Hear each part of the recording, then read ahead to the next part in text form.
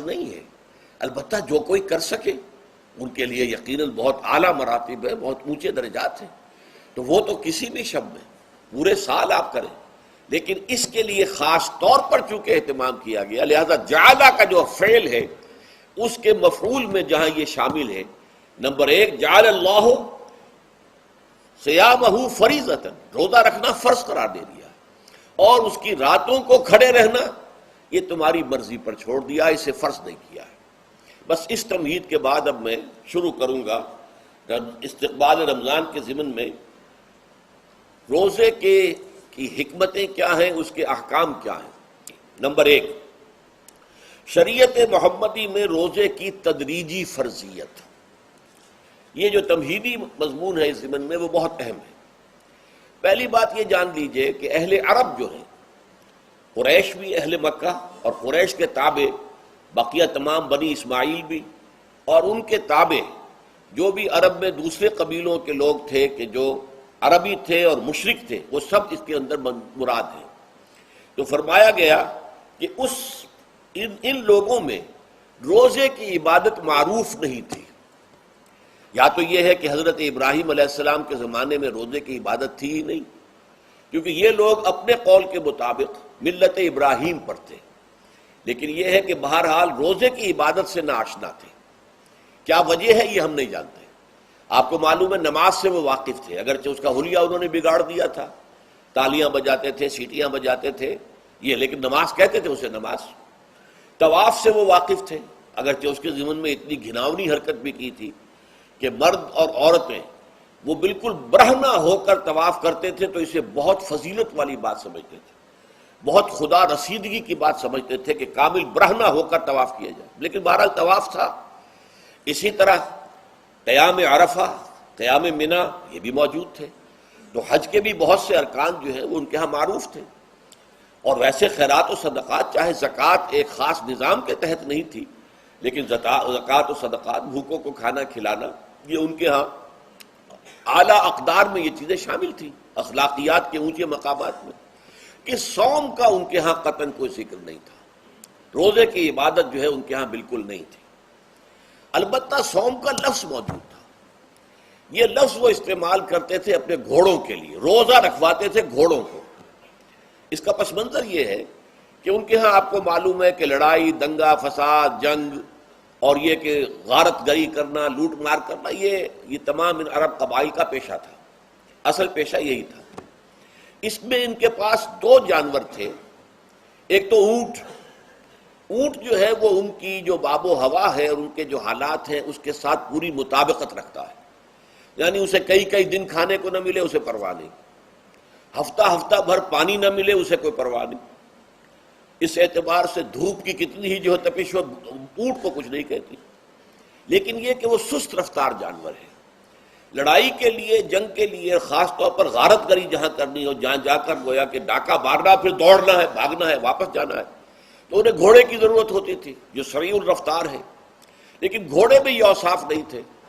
وہ بھوک کو برداشت نہیں کر سکتا، مزمحل ہو جائے گا، وہ پیاس کو برداشت نہیں کر سکتا، مزمحل ہو جائے گا، وہ دھوپ کو برداشت نہیں کر سکتا، مزمحل ہو جائے گا، اور اگر یہ گھوڑا مزمحل ہو جائے تو سوار کا کیا حشر ہوگا، وہ آپ اس سے اندازہ کر لیجئے کہ اصل میں تو پھر ہلاکت سوار کی ہوگی۔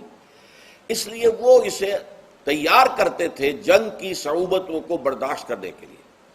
اس کا دانہ پانی بند کر دیا، اور اس کا منہ جو ہے وہ عرب بدو جو ہوتا تھا خود تو اپنا چہرہ اور سر لپیٹ لیتا تھا کپڑے کے اندر، جب وہ چلتی تھی ان کے ہاں باد سموم، تیز آگ جیسی ہوا جو ہے جس کے اندر ریت کے ذرات بھی ایسے ہوتے تھے گویا کہ کسی بھاڑ کی جو ہے اس کے اندر کی ریت جو ہے وہ چلی آ رہی ہے، تو گھوڑے کا رخ ادھر کر کے کھڑے کر دیتے تھے اس کو، خود اپنے منہ پر ڈاٹا واٹا باندھا ہوا اپنی حفاظت کے لیے، تاکہ اس کے اندر دھوپ کی سختی برداشت کرنے کی عادت پیدا ہو جائے، پیاس کی برداشت کرنے کی عادت پیدا ہو جائے، بھوک کو برداشت کرنے کی۔ اس کو کہتے تھے صوم۔ صوم کے لفظی معنی رک جانا۔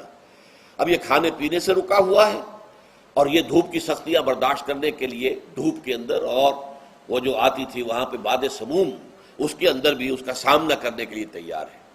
تو یہ پس منظر ہے روزے کا لغوی اعتبار سے، اور یہ کہ اہل عرب جو ہے پرانے وہ اس عبادت سے ناواقف تھے، لہٰذا ہمیں پورے مکی قرآن میں اس کا کہیں ذکر نہیں ملتا۔ البتہ مدینے میں جب حضور تشریف لائے اور صحابہ کرام ہجرت کے بعد، تو یہاں آپ نے دیکھا کہ یہودی جو ہے وہ روزہ رکھتے ہیں یوم عاشورہ کا، 10 محرم کا۔ تو حضور نے دریافت کیا کہ یہ تم 10 محرم کو روزہ کیوں رکھتے ہو؟ تو انہوں نے کہا کہ یہ دن ہماری نجات کا دن ہے۔ 10 محرم کو اللہ تعالیٰ نے فرعون کو غرق کیا تھا اور ہمیں نجات دی تھی اس کے ظلم و ستم سے، تو شکرانے کے طور پر ہم روزہ رکھتے ہیں۔ تو حضور نے فرمایا کہ موسیٰ کے تو پھر ہم تم سے زیادہ حقدار ہیں، ہم موسیٰ کو مانتے ہیں علیہ الصلوۃ والسلام، ان کی عزت کرتے ہیں، قدر کرتے ہیں، تو ہم بھی روزہ رکھیں گے۔ تو آپ نے صحابہ کو حکم دیا کہ عاشورہ کا روزہ رکھا کرو۔ پھر کچھ عرصے کے بعد اللہ تعالیٰ کی طرف سے حکم آ گیا، اور یہ حکم جو ہے اس رکوع کی پہلی آیت کے اندر ہے، یا ایھا الذین آمنوا کتب علیکم الصیام کما کتب علی الذین من قبلکم لعلکم تتقون۔ لیکن جیسا کہ میں بعد میں بتاؤں گا، یہ حکم صوم رمضان کا نہیں ہے، بلکہ یہ کہ اللہ کے حکم سے پہلے 3 دن کے روزے فرض کیے گئے۔ ہر مہینے کی 13ویں، 14ویں اور 15ویں تاریخ کو روزہ رکھو۔ اس میں بڑی حکمت تھی، چونکہ یہ عرب عادی نہیں تھے روزے کے، تو انہیں تدریجاً خو کر کرنا تھا۔ ظاہر بات ہے کہ 30 دن جو ہے وہ تو ایک بڑی مدت ہے، اور ظاہر بات ہے کہ مئی کا مہینہ بھی آ جائے گا، اس میں جون بھی آئے گا، جولائی بھی آئے گا، قیامت خیز مہینے آ جائیں گے، تو بڑی ہمت جواب دے جائے گی۔ تو پہلے روزہ ہر مہینے 3 روزے رکھنے کی ان کو مشق کرائی جائے تاکہ یہ عادی ہو۔ یہ 3 روزے اگر مئی میں بھی آ گئے، جون میں بھی آ گئے، تب بھی ٹھیک ہے، اس کو انسان 3 دن کی تو مشقت برداشت کر سکتا ہے۔ تو پہلے یہ کیا گیا، لیکن اس کے ضمن میں یہ حکم دے دیا گیا، اس کو کہتے ہیں وجوب علی التخییر، یہ اختیار دے دیا گیا کہ یہ 3 روزے تم پر واجب کیے جا رہے ہیں، لیکن یہ کہ اگر تم یہ روزے نہ رکھو تو تم فدیہ دے سکتے ہو، 1 مسکین کو کھانا کھلانا صبح و شام۔ یہ ہے وجوب علی التخییر۔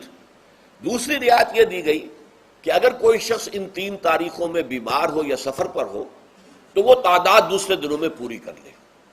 یہ ہے گویا کہ سب سے پہلا حکم جو دیا گیا ہے، اور اس کے ضمن میں اب میں چاہتا ہوں کہ آیت نمبر 2 آپ اچھی طرح پڑھ لیں، اپنا سامنے رکھیے اور اس کے حوالے سے یہ بات سمجھ لیجیے۔ ایام معدودات، یہ دن ہے چند گنتی کے۔ مجھے حیرت ہوتی ہے کہ جدید جو مفسرین ہیں جنہوں نے اردو میں ترجمے کیے ہیں، تفسیریں کی ہیں، ان سب کے نگاہوں سے یہ بات اوجھل رہی کہ یہ در حقیقت رمضان کے روزے کا ذکر نہیں ہے، بلکہ اس ابتدائی حکم سے متعلق ہے کہ جو ہر مہینے میں 3 دن کے روزے رکھنے کا حضور نے دیا تھا۔ لیکن یہ کہ میرا اپنا ذاتی واقعہ یہ ہے زندگی کا، اور یہ اہم واقعات میں سے ہے، میں جب میڈیکل کالج میں پڑھتا تھا، سمجھیے 19-20 سال کی میری عمر، اس وقت بھی مجھے یہ احساس ہوا تھا کہ یہ جو 2 آیات آئی ہیں یہاں ایک دوسرے کے تقابل میں، یہ بیک وقت نازل نہیں ہو سکتی، ان میں وقفہ ہوگا، اور یقیناً پہلا حکم کسی اور پس منظر میں ہے، دوسرا حکم جو بعد میں ہم دیکھیں گے وہ کسی اور پس منظر میں ہے۔ تو میری رائے یہ تھی، اور میں اس پر قائم بھی تھا، بیان بھی کرتا تھا، لیکن ڈرتا تھا، اس لیے کہ اس وقت تک جتنی تفسیریں میں نے دیکھی تھی، ترجمے دیکھے تھے، ان میں سے کسی نے یہ بات کہی نہیں تھی۔ تو ایک آدمی اپنی رائے کے اوپر اتنی بڑی بات کہہ دے تو میں ڈرتا رہتا تھا، لیکن کہتا تھا کہ میری رائے یہی ہے۔ پھر اتفاق سے جماعت اسلامی ہند کا ترجمان ہوتا تھا ماہنامہ زندگی، عروج احمد قادری صاحب اس کے مدیر تھے۔ وہ جو ایک پرچہ آیا اس میں انہوں نے ایک تنقید کی تھی مولانا سید انور شاہ بخاری رحمۃ اللہ علیہ پر، کہ ان کشمیری رحمۃ اللہ علیہ سے ان کے اوپر یہ تنقید کی تھی کہ انہوں نے یہ عجیب بات کہہ دی ہے کہ یہ جو حکم ہے یہ رمضان کا نہیں ہے، بلکہ رمضان سے پہلے جو حضور نے حکم دیا تھا 3 دن کے روزے رکھنے، اس سے متعلق ہے۔ اب مجھے اس کے اوپر پورا اطمینان ہو گیا کہ اگر سید محمد انور شاہ کاشمیری رحمۃ اللہ علیہ کی رائے یہ ہے تو متفق گردید رائے ابو علی بارائے من، مجھے اب اس سے زیادہ اور کسی سند کی ضرورت نہیں۔ بعد میں نے جب تفسیر کبیر امام رازی رحمۃ اللہ علیہ کی اس کا بھی مطالعہ شروع کیا تو میں حیران ہوا کہ سلف میں تو یہ رائے کثرت سے موجود تھی۔ کیا سبب ہوا ہے کہ آج کے دور کے جو مترجمین اور مصنفین ہیں ان کی نگاہوں سے بالکل یہ بات اوجھل ہو گئی؟ اس معاملے کو میں حل آج تک نہیں کر سکا، لیکن اب میں پورے تیقن سے آپ سے کہہ رہا ہوں کہ یہ جو پہلی 2 آیتیں ہیں ان کا تعلق صوم رمضان سے نہیں ہے، بلکہ ان کا تعلق ہے وہ 3 دن کی۔ اس کی سب سے بڑی دلیل اس کے اندر موجود ہے ایام معدودات، گنتی کے چند دن۔ اب 30 یا 29 دن جو ہے وہ گنتی کے چند دن نہیں ہو سکتے، تو اچھی بڑی تعداد ہے۔ پھر یہ ہے کہ یہ معدودات جو ہے اس کو کہا جاتا ہے جمع قلت، یہ زیادہ سے زیادہ 9 پر اس کا اطلاق ہوتا ہے، اس وزن پر جو جمع آتی ہے. اور اس میں جو ہے خود قرآن مجید میں حج کے سلسلے میں منا کے قیام کے ضمن میں الفاظ آئے ہیں، ایام معدودات، فمن تعجل فی یومین فلا اسم علیہ ومن تاخر فلا اسم علیہ. منا میں قیام ہے گنتی کے چند دن، تو جو 2 دن ہی میں جلدی کر کے وہاں سے واپس ہو جائے اس پہ بھی کوئی اس گناہ نہیں ہے، اور جو مؤخر کر کے 3 دن پورے کرے اس پر بھی کوئی گناہ نہیں. تو وہاں پر بھی نظیر موجود ہے کہ 2 یا 3 دن پر اس کا اطلاق ہو رہا ہے. تو یہاں پر ایام معدودات سے لازماً یہ مراد ہے کہ یہ 3 دن جو ہے ہر مہینے میں 13ویں 14ویں 15ویں در حقیقت اس روزے سے متعلق یہ آیت آ رہی ہے. اور یہ بھی نوٹ کر لیجئے کہ رمضان کے روزے کی فرضیت کے بعد بھی حضور کا معمول اور آپ کے صحابہ کا، اور جو بھی ہمارے ہاں اتباع کرتے ہیں حضور صلی اللہ علیہ وسلم کا نوافل میں بھی ان کا یہ معمول ہے. ہر مہینے میں یہ 3 روزے حضور بعد بھی رکھتے تھے، اور آپ کے بہت سے صحابہ رکھتے تھے، اور آج بھی ہمارے ہاں بہت سے لوگ جو دیندار ہیں اور جن کے اندر یہ جذبہ ہے اتباع سنت کا وہ رکھتے ہیں. 13ویں 14ویں اور 15ویں تاریخوں کا ان کو ایام 20 کہتے ہیں. اس کی راتیں روشن ہوتی ہیں، 13ویں رات 14ویں رات 15ویں رات. چاند جو ہے اس کے اندر آپ کو معلوم ہوتا ہے 14ویں کو تو مکمل ہوتا ہی ہے، 13ویں اور 15ویں کا بھی تقریباً مکمل ہے. تو ایام 20 کے روزے جو ہیں بعد میں بھی برقرار رہے ہیں، لیکن نفلاً. فرض اس کے بعد جو ہے وہ رمضان کے روزے ہو گئے. تو ایام معدودات یہ دن ہیں گنتی کے. فمن کان منکم مریض او علی سفر فعدۃ من ایام اخر. تو جو کوئی بھی تم میں سے ہو بیمار یا سفر پر تو وہ تعداد پوری کر لے دوسرے دنوں میں. گویا کہ اب اگلی کیا ایک تو یہ رعایت ہو گئی. دوسری رعایت وعلی الذین یطیقونہ فدیۃ طعام مسکین. اور ان لوگوں کے ذمے کے جو اس کی طاقت رکھتے ہوں، یعنی مریض بھی نہیں ہے، صحت مند ہے، روزہ رکھ سکتے ہیں، سفر بھی نہیں ہے، سفر پر نہیں ہے، مقیم ہے، روزہ رکھ سکتے ہیں، پھر بھی نہ رکھیں تو ان کے لیے بھی ایک اختیار. اسی لیے میں نے لفظ استعمال کیا تھا وجوب علی التخییر. واجب تو ہے لیکن اس میں ایک اختیار دے دیا گیا ہے. وہ اختیار کیا ہے؟ فدیۃ طعام مسکین. تو پھر یہ ہے کہ ایک مسکین کو کھانا کھلا دینا. فدیہ کہتے ہیں کسی چیز کا بدل ہو جائے، جیسے کہ جنگی مجرم ہے اس کا فدیہ ہے، گویا کہ اس کو دے کر وہ پھر آزاد ہو جائے گا، فدیہ اس کو کہتے ہیں. ففدیۃ طعام مسکین. لیکن یہ ہے کہ فمن تطوع خیرا فهو خیر اللہ.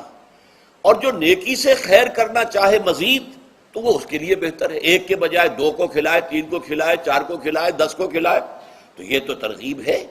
لیکن کم سے کم ایک مسکین کو کھانا کھلانا 2 وقت کا. وَأَن تَصُومُوا خَيْرٌ لَكُمْ. اب دیکھیے یہ لفظ بول رہے ہیں اگر تم روزہ رکھو تو یہ تمہارے حق میں بہتر ہے. یعنی اگرچہ اختیار تمہیں دے دیا ہے، اختیار یہ ہے کہ روزہ رکھو، اگر نہ رکھو تو فدیہ دے دو ایک مسکین کا کھانا. لیکن اگر تم روزہ رکھو ان کنتم تعلمون، اگر حقیقت میں تم علم رکھتے ہو کہ روزے کے اندر کیا کیا برکات ہیں تو تمہیں روزہ لازماً رکھنا چاہیے. تشویق اور ترغیب موجود ہے لیکن یہ کہ اس کی فرضیت یا وجوب نہیں ہے. یہ تھا ابتدائی حکم روزے کے ضمن میں. اب اس کے بعد اگلی آیت جو ہے اس کے بھی پہلے حصے کو مت پڑھیے. شہر رمضان الذی انزل فیہ القرآن، اس کے بارے میں تو بعد میں گفتگو ہوگی. بینات من الہدی والفرقان. لیکن اگلا جملہ فمن شہد منکم الشہر فلیصم. اب یہ رمضان کے روزے کی فرضیت کا حکم آیا ہے. رمضان کا مہینہ وہ ہے جس میں قرآن نازل کیا گیا. اس کے بارے میں جیسا کہ میں نے عرض کیا پھر بعد میں عرض کروں گا. لیکن جو شخص بھی تم میں سے موجود ہو اس مہینے میں، اپنے گھر میں موجود ہے، اپنے شہر میں موجود ہے، سفر پر نہیں ہے، یا یہ ہے کہ جو شخص بھی اس مہینے کو پائے، اس کی زندگی میں یہ مہینہ آ جائے، یہ برکتوں کا ایک موقع اسے مزید حاصل ہو جائے، فلیصم. یہ امر کا صیغہ ہے، یہ وجوب ہے مطلقاً. اب اس میں جو 2 رعایتیں پہلے دی گئی تھی ان میں سے ایک کو برقرار رکھا. وَمَنْ كَانَ مَرِيضًا أَوْ عَلَى سَفَرٍ فَعِدَّةٌ مِّنْ أَيَّامٍ أُخَرَ. یہی وہ الفاظ ہیں جن کی بنا پر میرا گمان اس وقت بھی یہ تھا کہ یہ 2 بیک وقت نازل نہیں ہو سکتی آیات. یہ جو تکرار ہے بے معنی تکرار ہو جائے گی پھر اگر ایک ہی وقت میں نازل ہو رہی ہو. اور قرآن مجید کی فصاحت اور بلاغت سے یہ چیز بعید ہے کہ وہاں پر اس طرح کی تکرار بلا سبب ہو رہی ہو. قرآن میں اور بہت سی آیات ہیں جن میں کہ آپ کو معلوم ہے کہ پورا رکوع ہے سورہ مزمل کا، جس میں قیام اللیل کا حکم ہے، پھر اسی کے آخر میں وہ آیت شامل کر دی گئی ہے جو کم سے کم 1 سال بعد نازل ہوئی۔